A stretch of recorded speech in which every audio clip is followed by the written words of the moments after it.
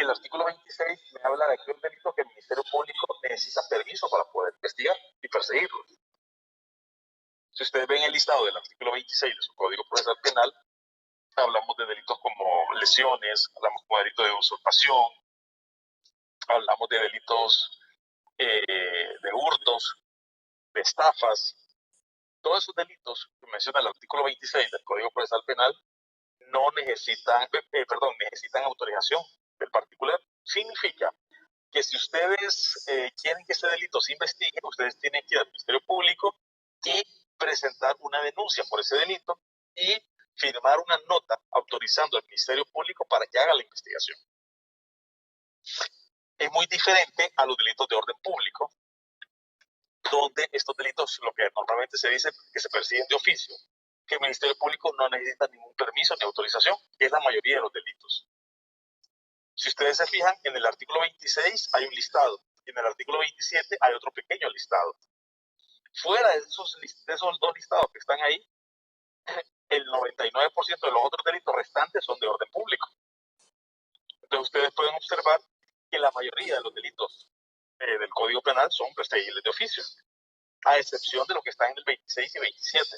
Eso significa que, por ejemplo, un homicidio, que no está en ese listado, ni en el 26 ni en el 27, una violación, un robo, un secuestro, una detención ilegal, un prevaricato,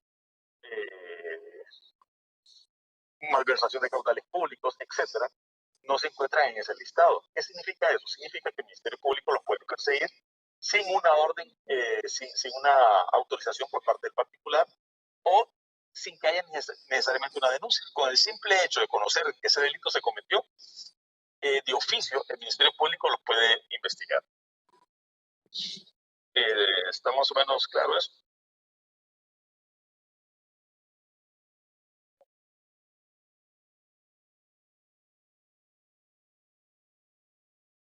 Sí, ¿no? Sí, abogado. Sí, abogado. Ok, perfecto. Entonces, ayer que estábamos hablando de los elementos del delito, hablábamos del artículo 12 y hacíamos referencia de que el delito tenía 4 elementos. Decíamos que acción, tipicidad, antipuricidad y culpabilidad. Decíamos también que como consecuencia de esos 4 elementos, lógicamente que todo delito tiene aparejado una pena, a lo que denominamos punibilidad. Pero eso lo vamos a ver aparte. Ahora bien, la acción es el comportamiento humano. Ese comportamiento humano tiene que ser voluntario, por supuesto, y decíamos que la acción implica el hacer o dejar de hacer algo. Dentro de la acción vamos a entender que también se puede dar lo que es la omisión. Poníamos el ejemplo del artículo 204 del Código Penal con respecto a la omisión de socorro, y ahí vamos a ver otro más adelante. Hablamos de la tipicidad. ¿Qué es la tipicidad? La tipicidad son aquellas conductas que se puedan subsumir dentro del Código Penal. Por ejemplo, el homicidio. El homicidio es un delito porque se puede subsumir dentro del Código Penal. O sea, recuerden el principio de legalidad. No puede existir un delito si previamente no está establecido en la ley. Entonces, todo delito tiene que estar subsumido o contenido dentro de una ley penal. En este caso, el Código Penal, con respecto al homicidio. El lavado de activos está en una ley penal especial. Y así sucesivamente con todos los delitos. Entonces, cuando hablamos de tipicidad, significa que la conducta debe estar contenida en las leyes penales. Toda conducta o toda acción que es típica es antijurídica. ¿Por qué? Porque es contraria a derecho. Si existe alguna conducta que está dentro del Código Penal, que es típica, entonces de plano va a ser antijurídica.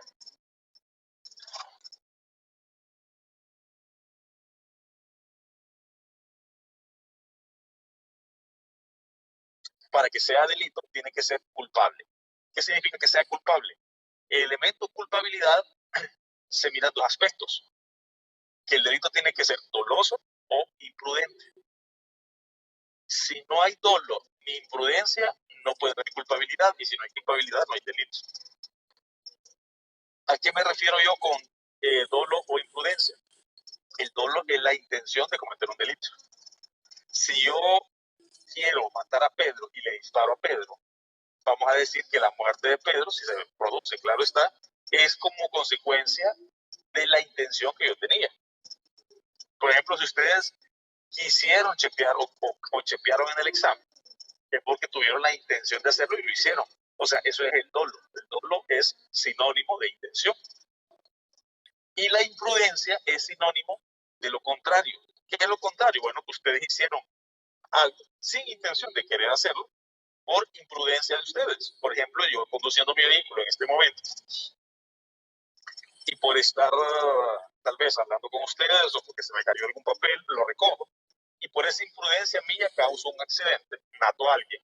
Entonces estamos en presencia de un delito imprudente. Quiere decir que los delitos forzosamente tienen que ser dolosos o imprudentes. Si el delito no es doloso o no es imprudente, entonces no se da el elemento culpabilidad.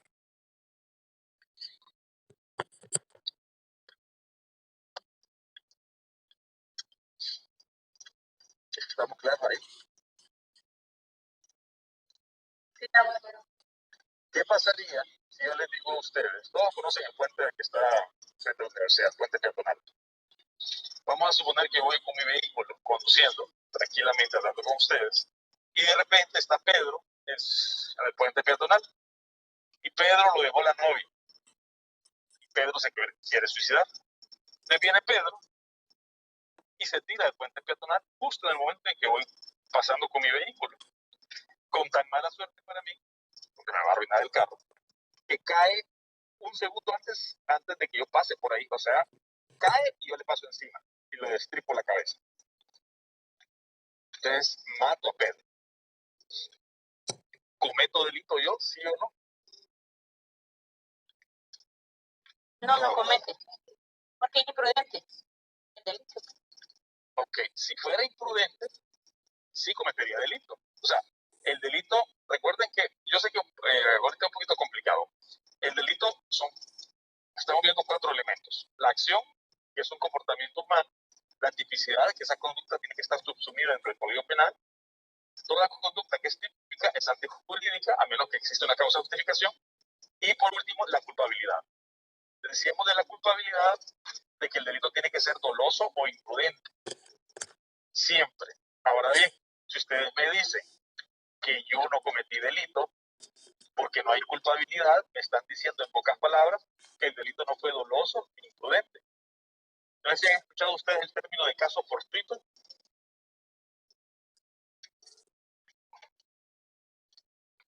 Sí, abogado. Ok. El hecho de que suceda un caso fortuito significa que no lo hicieron ni con dolo ni con culpa. O sea, no lo hicieron de forma dolosa ni de forma imprudente. ¿Por qué? ¿Qué culpa tengo yo que me haya caído Pedro del cielo y lo hubiera destripado? Ninguna. Fue la cabeza la acción que realicé yo.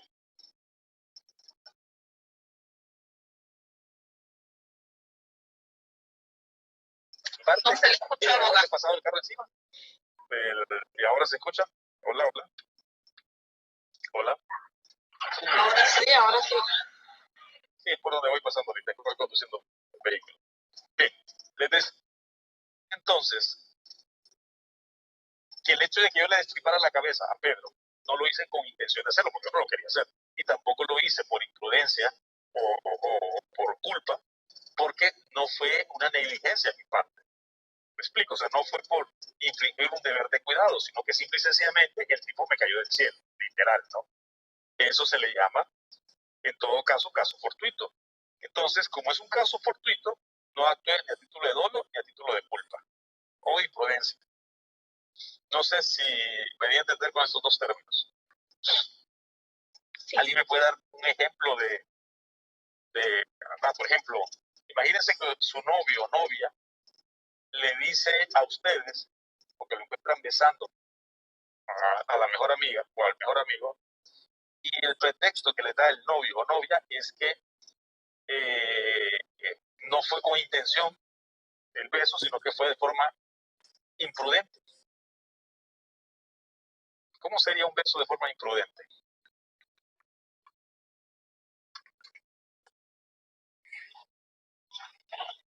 como abogado, pienso que sería imprudente que ella se le lanzara a él y se lo diera sin querer, robado.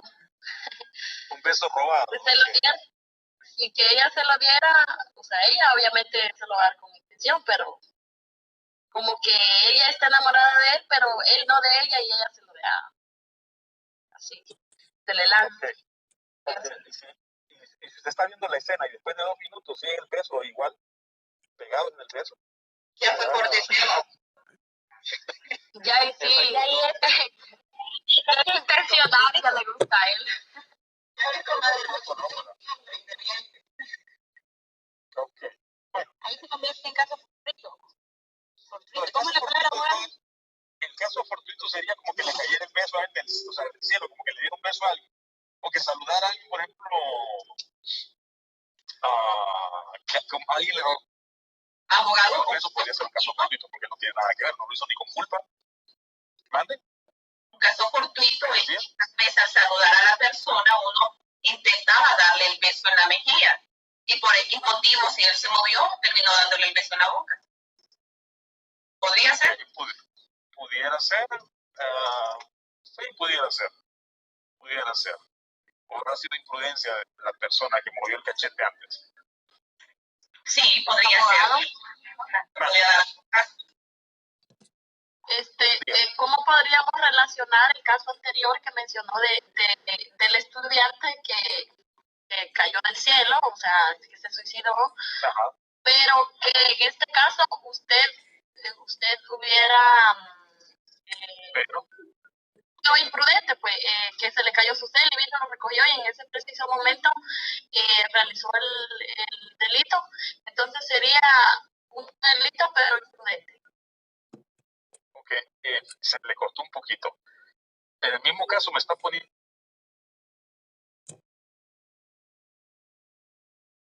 Se le fue el audio.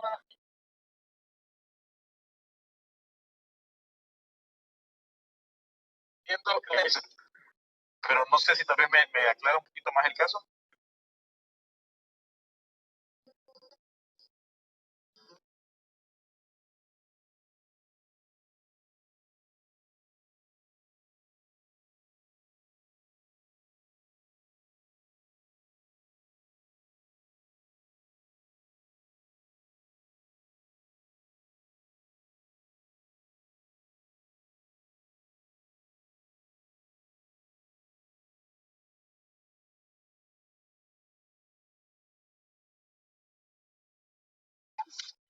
Hola. Hola. Hola. Ok, me decía compañera del caso fortuito, si siempre me cae del cielo, siempre sería un caso fortuito, no pudiera ser ni doloso ni imprudente. Caso fortuito, perdón, imprudente sería que yo conduciendo mi vehículo y por estar hablando por teléfono y no guardar el debido cuidado, choque con alguien o atropelle a alguien. Ahí sí sería un delito imprudente. Como lo estoy haciendo ahorita.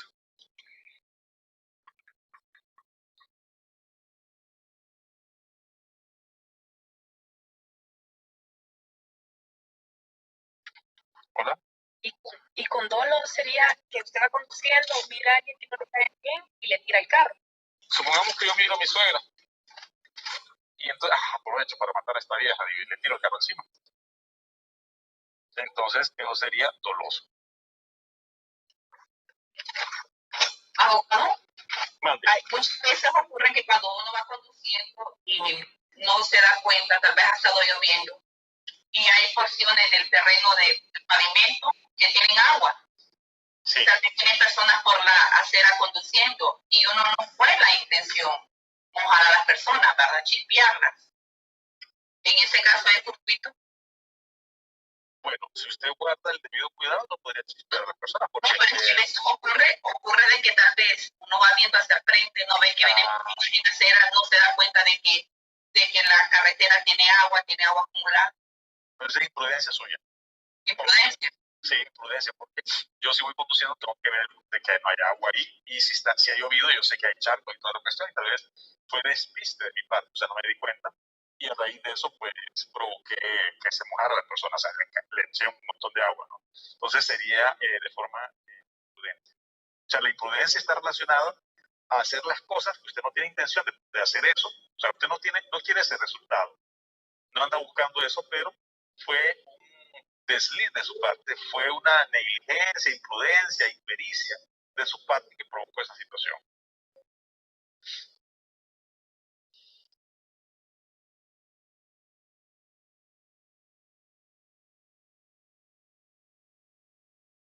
Por ejemplo, imagínense ustedes no quieren no quieren quedarse en su examen, ¿no? ¿Okay? Vamos a suponer y vamos a asociar, no necesariamente tiene que ser así, de que ustedes no estudiaron y que por esa razón les fue mal en el examen. Ustedes querían salir mal en el examen, ¿no? Pero cometieron la imprudencia de no estudiar.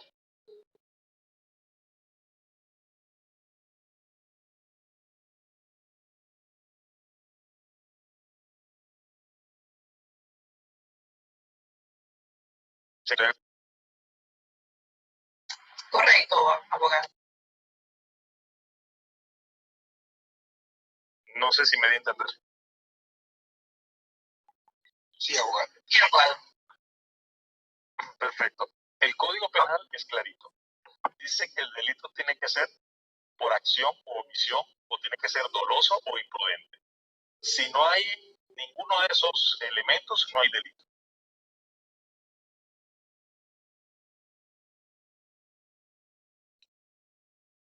Sería responsabilidad subjetiva, abogado.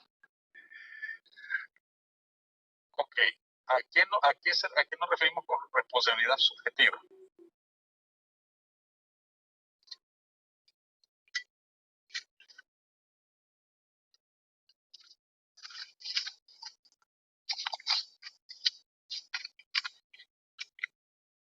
Hola. Hola. Compañera. Sí. ¿A qué nos referimos con responsabilidad subjetiva?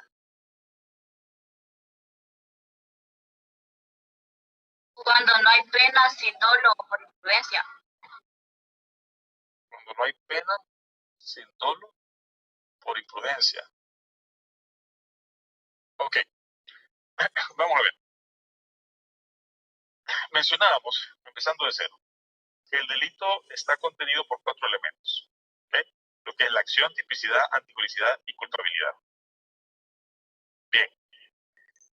Cuando hablamos de acción, hablamos de que el delito tiene que hacerse de forma voluntaria, o sea, tiene que haber un comportamiento humano. Ese comportamiento humano tiene que ser el hecho de querer, ¿cómo se llama?, de hacer algo de forma consciente, voluntaria. ¿Sí?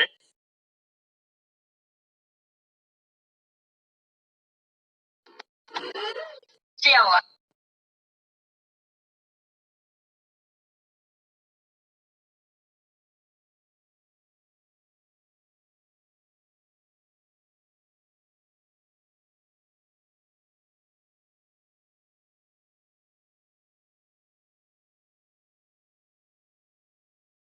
Hola. Hola, hola. Hola. Hola. Negativo, eliminación. ¿Cómo dijo antes? ¿Qué aspecto negativo de la acción, además de la fuerza física irresistible? Pues otro aspecto negativo. Reflejos involuntarios. Sí, movimientos reflejos, usted lo acaba de mencionar, los movimientos reflejos, pues eliminan la acción también. Porque imaginemos que ustedes están bailando en una discoteca o en cualquier lugar y ustedes están con su celular, ¿no?, en la mano, ¿no?, porque están esperando una llamada y alguien les pone un cigarro en el brazo, sin quererla, queriendo la persona, ¿no? ¿Qué es lo que ustedes hacen cuando les ponen un cigarro en el brazo? Inmediatamente hay un movimiento reflejo, un movimiento brusco de su brazo. Vamos a suponer que ustedes mueven el brazo de forma brusca y le ensartan el celular en la garganta a una persona y la matan. ¿Podemos decir que ustedes realizaron ese comportamiento de forma voluntaria?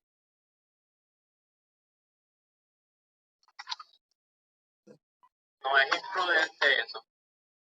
No es imprudente, gracias por la pregunta. ¿Por qué? ¿Por qué no es imprudente?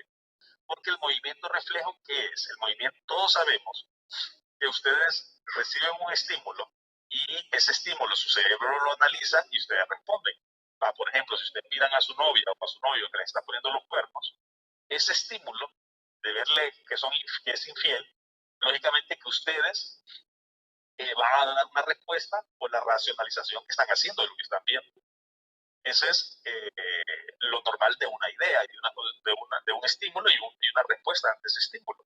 El problema del movimiento reflejo es que es tan rápido o instantáneo la respuesta que no da, ¿cómo se llama?, tiempo para poder analizar. Yo los invito a que venga alguien y les puye las costillas. ¿Qué es lo que ustedes van a hacer? Van a saltar, ¿no? Ese salto que ustedes dan es un salto que no analizó su cuerpo reaccionó de forma inmediata. Entonces, esa respuesta inmediata ante un estímulo es lo que denominamos movimiento reflejo. Y ese movimiento reflejo no se hace ni de forma dolosa ni de forma imprudente. Quiere decir que si alguien me provoca mi movimiento reflejo, por ejemplo, me pone una plancha caliente en mi brazo, ¿qué es lo que voy a hacer inmediatamente? Retirar el brazo con la mayor rapidez que pueda. Y no estoy analizando para dónde lo voy a mover el brazo, sino que simple y sencillamente lo muevo. Y si en ese movimiento le introduzco un lápiz en el ojo a una persona y lo mato, entonces ese movimiento es un movimiento reflejo, carente de voluntad, por ende no realizo la acción. Abogado, Vale. otro ejemplo involuntario de una acción involuntaria, tengo ya entendido que es cuando un paciente está bajo los efectos de anestesia. Ok. Entonces ahí hay movimientos involuntarios porque está saliendo de la sedación. Ahí pudiéramos hablar de plena inconsciencia. Casualmente, alguien que está completamente sedado y esa persona que está completamente sedada puede actuar de forma inconsciente. Y si esa persona actúa de forma inconsciente, está bajo los efectos de la anestesia, entonces esa persona no realiza la acción.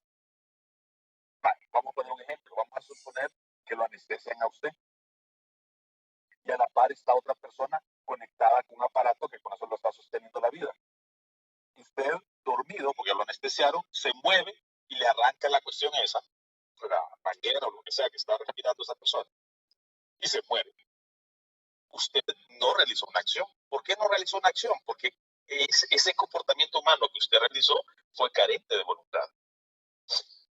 Exacto.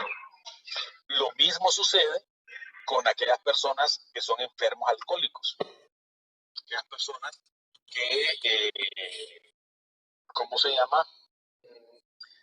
Están con embriaguez letárgica que produce inconsciencia. Y por esa razón, si esa persona en ese estado inconsciente realizaran algún comportamiento, diríamos que es carente de voluntad, por ende no realizan acción. Se llama delirio trenes, ¿verdad, abogado? Bueno, esas son las consecuencias de los efectos del alcohol, ¿cómo se llama?, para los enfermos crónicos, ¿no? Pero más que todo estamos hablando, aparte de los delirios que puedan tener, más que todo examinando, si pudiéramos examinar el cerebro de esa persona, que en ese momento estaba desconectada. Cuando la persona está desconectada, hablamos de plena inconsciencia. Gracias, abogado. Perfecto. Entonces, me doy a entender a qué me refiero yo con la acción. Cuando alguien realiza una acción, esa acción tiene que ser de forma voluntaria.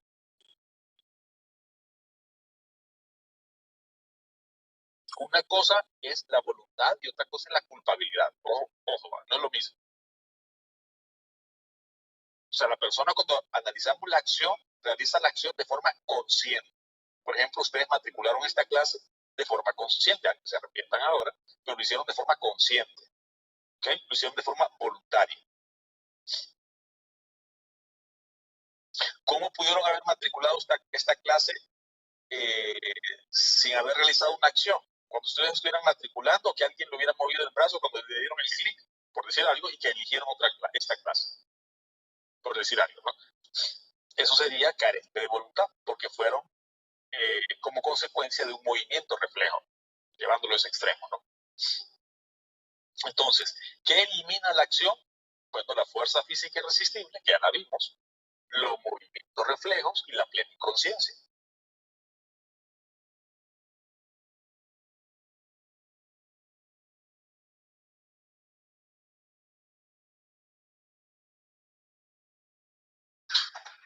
Abogado, yo tengo una duda con respecto al delito imprudente.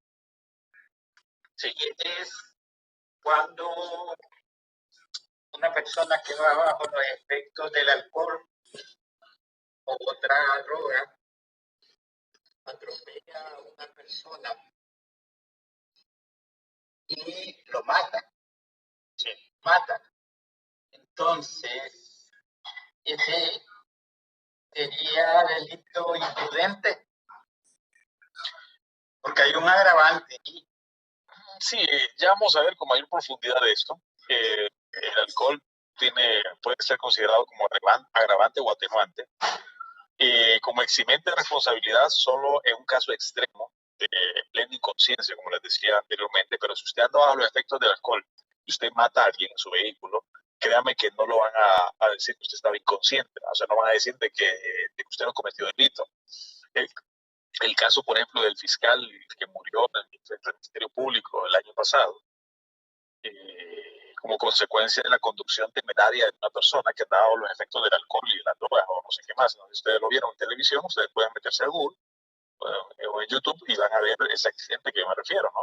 Frente al Ministerio Público se van subiendo un par de fiscales o 4 fiscales y hay un fiscal que lastimosamente pues es arrollado con todo el vehículo donde estaba subiendo, ¿no? Todos pueden ver ese video y van a ver de que ese señor andaba bajo los efectos del alcohol.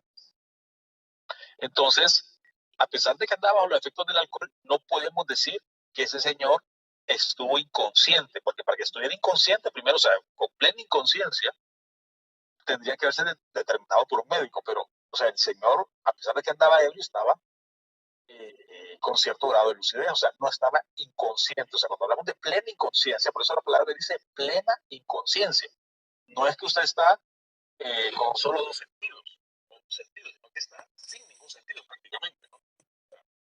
Entonces, esta persona no se va a eximir de responsabilidad. O sea, no va a decir que no realizó la acción. Claro que realizó la acción. Ahora bien, si él realizó esta acción de forma dolosa o imprudente, se va a analizar en la culpabilidad. Y no es lo mismo un delito de forma dolosa que un delito de forma imprudente. O sea, la pena del delito de homicidio, si ustedes ven el artículo 192 de su Código Penal, la pena de homicidio tiene una pena de 15 a 20 años. Ese es el hecho de cometer un delito de forma dolosa. Pero si ustedes cometen ese mismo delito de homicidio, ¿okay? Por ejemplo, en el 198, la pena es de 3 a 7 años o de 1 a 3 años. ¿Okay? Para que ustedes miren la gran diferencia, ¿no? Ya sea de 3 a 7 o de 1 a 3, es muy diferente que una pena de 15 a 20 años. Entonces, no es lo mismo matar a alguien de forma dolosa que de forma imprudente.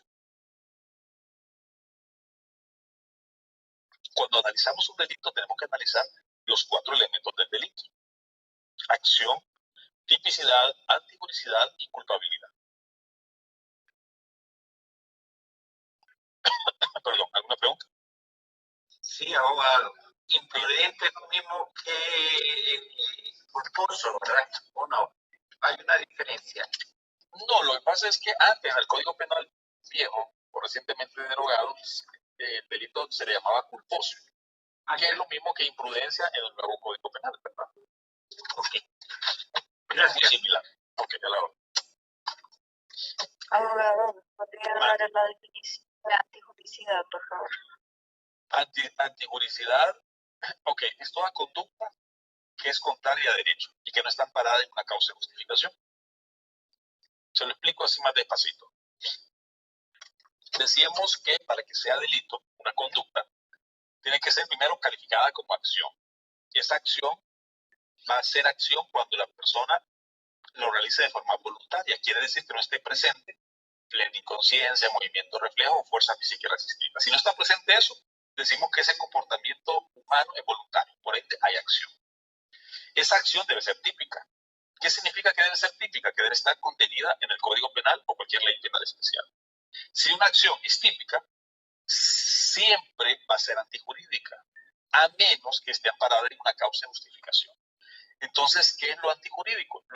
¿Qué es la antijuricidad? La antijuricidad es toda conducta contraria al derecho y que no esté amparada en una causa de justificación. Entonces, usted me va a decir, ¿qué es una causa de justificación? Ejemplo, la legítima defensa personal es una causa de justificación.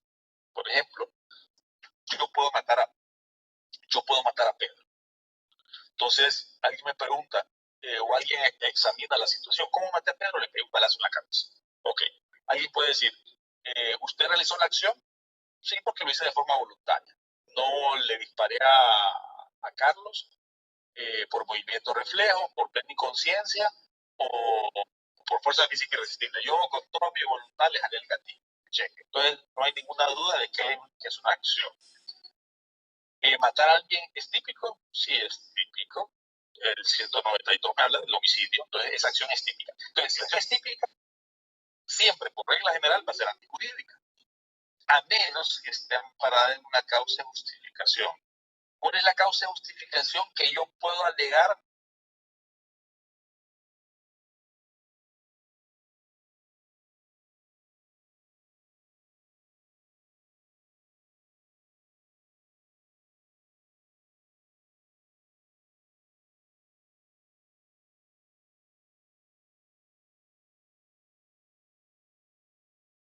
Esta acción está amparada en una causa de justificación.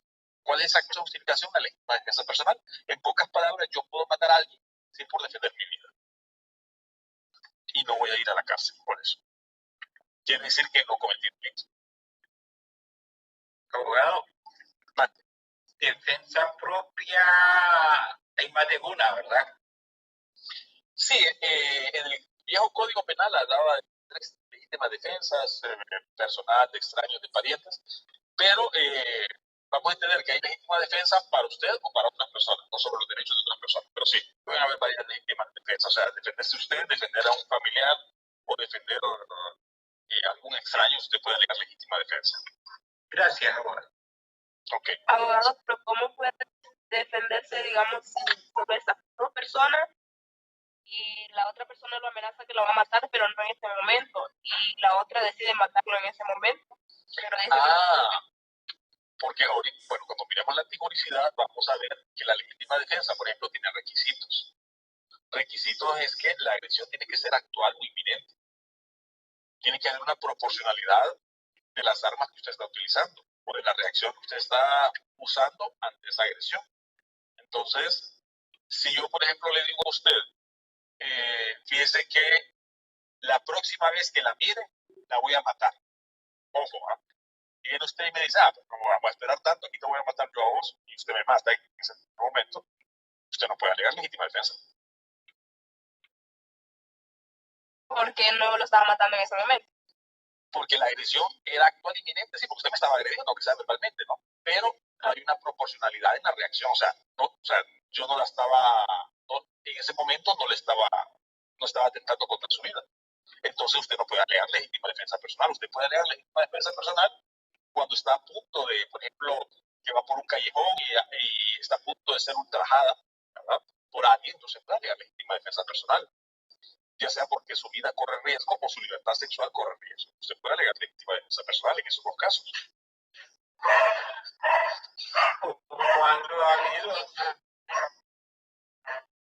gente provocación, ¿verdad?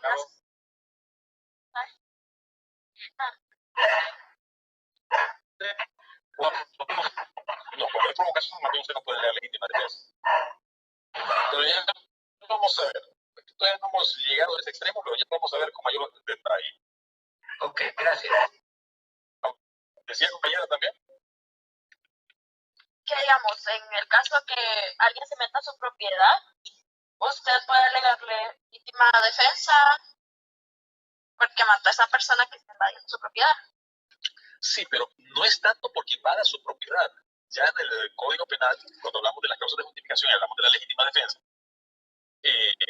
hay un apartado donde dice que si alguien entra a su casa, por ejemplo, estamos hablando del supuesto de que usted está en su casa, o escucha un ruido, ¿verdad? Y usted se levanta y usted mira que hay una persona, usted perfectamente puede matar a esa persona y usted está actuando en legítima defensa personal. ¿Ok? Pero no es porque está atentando contra los bienes en sí, sino que prácticamente porque su vida corre riesgo. Imagínense que alguien entra a su casa, o sea, un extraño, estamos claros de que no es para pedirle un autógrafo, ¿no? Entonces su vida corre riesgo. Entonces, por esa razón usted puede actuar en legítima defensa personal.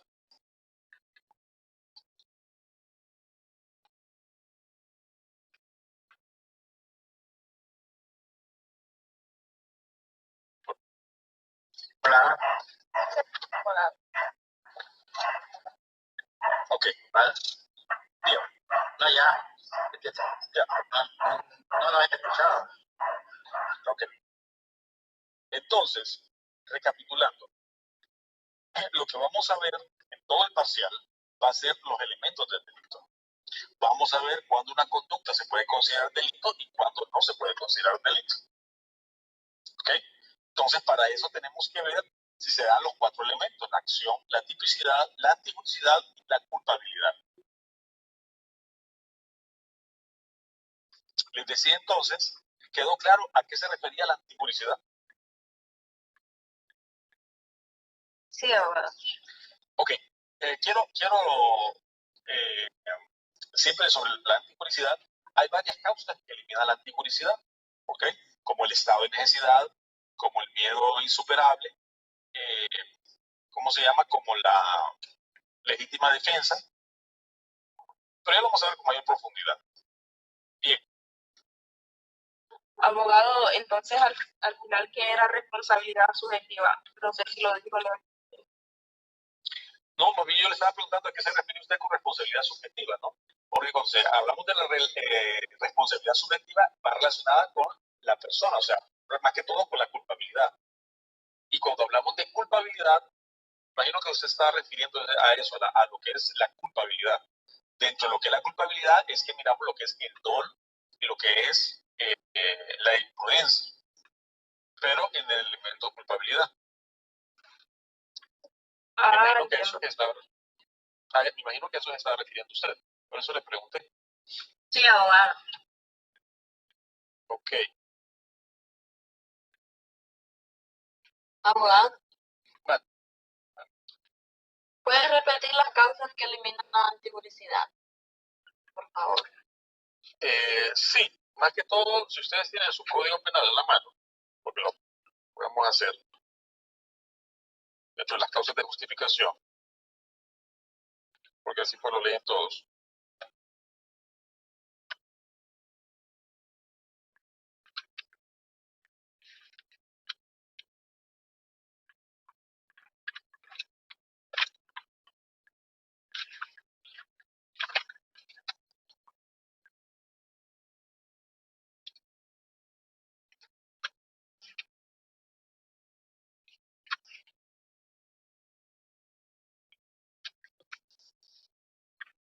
Permítanme, ya me perdió. Pero bueno, dentro de las causas de justificación tenemos lo que es la legítima defensa. ¿Okay? Tenemos lo que es el estado de necesidad. Tenemos lo que es en cumplimiento de un deber, oficio o cargo. ¿Okay? Tenemos lo que es la obediencia legítima, obediencia debida. A eso, pues, nos referimos a las causas de justificación, que es lo que eliminan la antijuricidad. ¿En qué artículo está? Ahorita se lo busca. Yo no sé aquí dónde está. Está en el 30 y vamos a ver, 30. El artículo 30.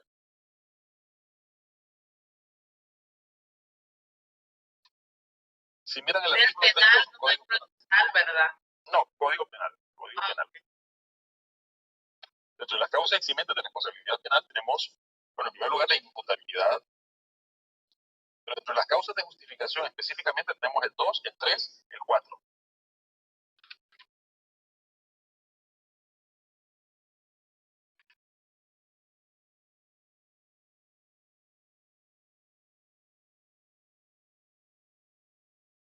Dos, 3 y 4 dentro de las causas de justificación. O sea, legítima defensa, el estado de necesidad y ejercicio de derecho, oficio, cargo, cumplimiento de un deber. Esas son las causas por las cuales ustedes pueden alegar que no hay antijuricidad. Por ejemplo, ya hablamos del caso de la persona que se defiende cuando alguien está siendo agredido. Estamos hablando del caso de alguien que por un estado de necesidad puede matar a una persona. El ejemplo clásico de Leonardo DiCaprio, de Titanic, Kate Winslet, ¿no? La tabla, donde están sostenidos los dos, y que vamos a suponer que está Leonardo DiCaprio con Kate Winslet en el Titanic, del naufragio, y están con la tabla, ¿no? Y los dos están viendo de reojo,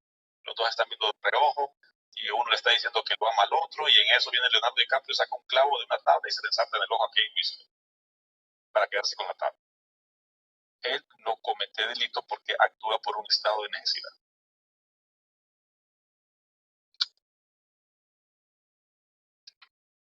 Vamos a suponer que ustedes están ahorita en la Facultad de Derecho, se derrumba el edificio, se forma un cráter y el edificio cae en ese cráter, y ustedes quedan soterrados, 30 de ustedes quedan soterrados bajo los escombros del edificio. Después de una semana van a tener que buscar a quién comerse. ¿Okay? Y se comen a fulanito. Ustedes actuaron en estado de necesidad. Claro, hay requisitos para eso. Por ejemplo, el hecho de que un doctor practique un aborto, todos sabemos que el aborto es un delito, es ilegal aquí en Honduras, pero vamos a suponer que un doctor practica un aborto. Lo puede practicar por un estado de necesidad. Entonces, eso no acusaríamos al doctor por el delito de aborto porque él actuó por una causa, por un estado de necesidad, o sea que la acción que realizó es típica, pero no es antijurídica, porque existe una causa de justificación que elimina la antijuricidad.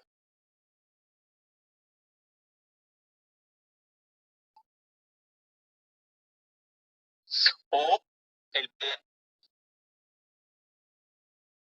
puede alegar en ejercicio ¿okay?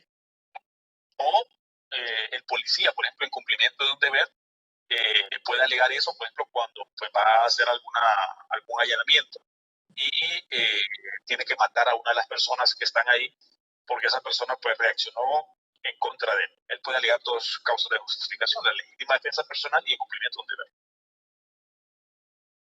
Entonces, esa persona no comete delito porque no es antijurídico. Abogado, yo tengo una duda en cuanto a una situación. Yo estaba una vez en el hospital